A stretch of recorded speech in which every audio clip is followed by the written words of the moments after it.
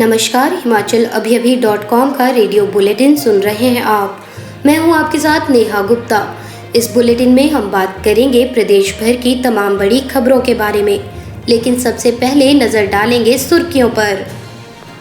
हिमाचल उपचुनाव के लिए कांग्रेस ने बनाई प्रचार समिति, सुधीर और अग्निहोत्री समेत 37 नेता शामिल। टिकट न मिलने पर छलका चेतन बरागटा का दर्द, सार्वजनिक मंच पर फूट फूट कर रोए। मंडी से बीजेपी प्रत्याशी ब्रिगेडियर खुशहाल ठाकुर ने भरा नामांकन। सीएम जयराम बोले, हमने बोलना शुरू किया तो सुनना होगा मुश्किल।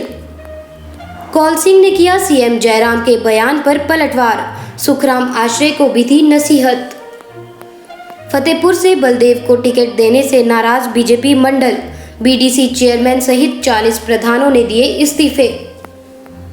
हिमाचल में पंजाब के युवकों की दबंगई, ट्रिपल राइडिंग से रोका तो बाइक के साथ घसीटा कांस्टेबल। श्री बालाजी अस्पताल कांगड़ा में हिमाचल की पहली पैट स्कैन मशीन का हुआ शुभारंभ। याद रखें कि कोरोना का खतरा अभी टला नहीं है। हमारा आप सभी से आग्रह है कि एहतियात बरतें और सुरक्षा के 3 उपायों का पालन करें। मास्क पहनें, सोशल डिस्टेंसिंग का पालन करें और समय समय पर अपने हाथ साबुन और पानी से धोते रहें। देश भर में कोविड टीकाकरण अभियान चलाया जा रहा है। अपनी बारी आने पर कोरोना का टीका अवश्य लगवाएं। अब समाचार विस्तार से। आपके स्वास्थ्य का प्रहरी, श्री बालाजी हॉस्पिटल कांगड़ा, हिमाचल। हिमाचल प्रदेश कांग्रेस ने उपचुनाव में प्रचार के लिए 37 नेताओं की समिति गठित की है। शुक्रवार को मंडी संसदीय क्षेत्र से पार्टी प्रत्याशी प्रतिभा वीरभद्र सिंह के नामांकन दाखिल करने के बाद शहरी मंच में शक्ति प्रदर्शन किया जाएगा। इस दौरान प्रदेश प्रभारी राजीव शुक्ला, सह प्रभारी संजय दत्त, अध्यक्ष कुलदीप सिंह राठौर, नेता प्रतिपक्ष मुकेश अग्निहोत्री सहित अधिकांश बड़े नेता मौजूद रहेंगे। शुक्ला ने चुनाव प्रचार समिति का गठन किया है।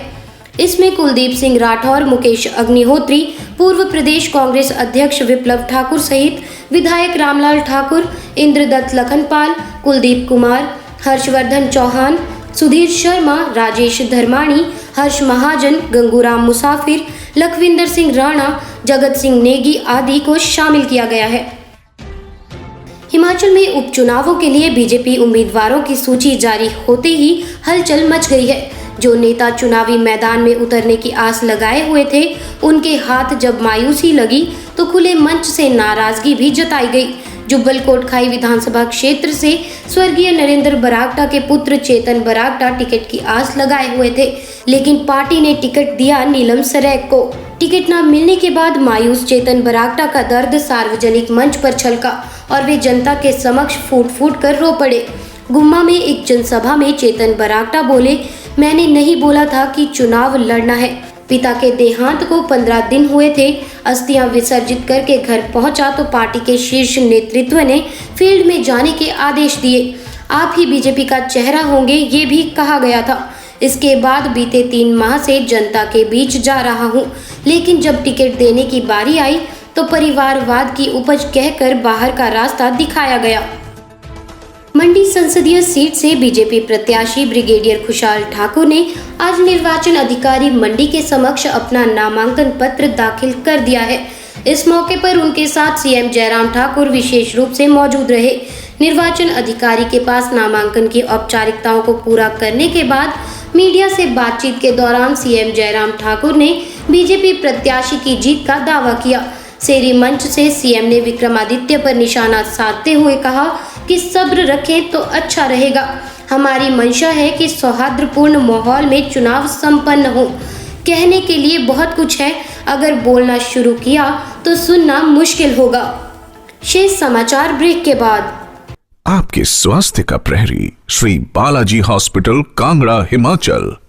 पूर्व मंत्री कौल सिंह ठाकुर ने सीएम जयराम ठाकुर के बयान मंडी हमारी थी, हमारी है और हमारी ही रहेगी पर पलटवार किया है। कौल सिंह ठाकुर ने गुरुवार को मंडी में कहा कि जयराम जी, मंडी सिर्फ आपकी ही नहीं बल्कि पूरे जिले के लोगों की है, यहाँ के मतदाताओं की है।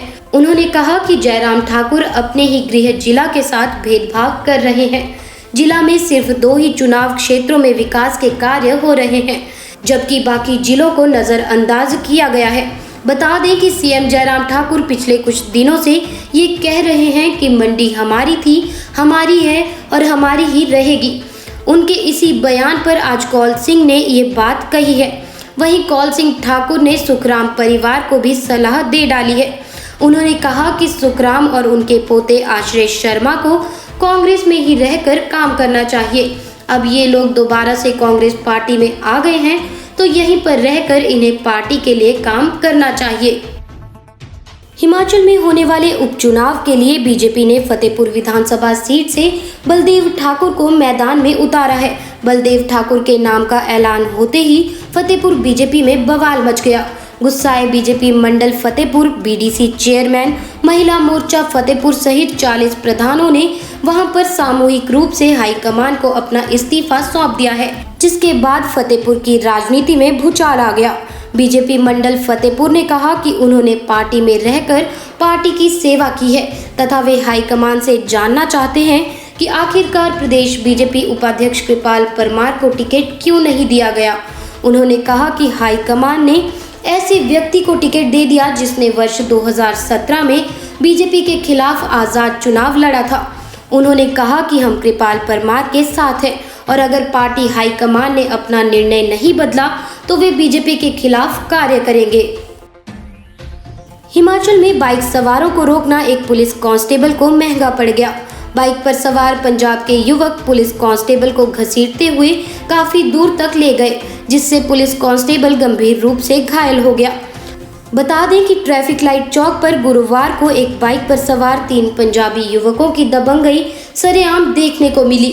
दरअसल ट्रिपल राइडिंग कर रहे पंजाबी युवकों के बारे में ट्रैफिक लाइट चौक पर खड़े कांस्टेबल मनीष को वायरलेस ब्लॉक में सूचना मिली थी।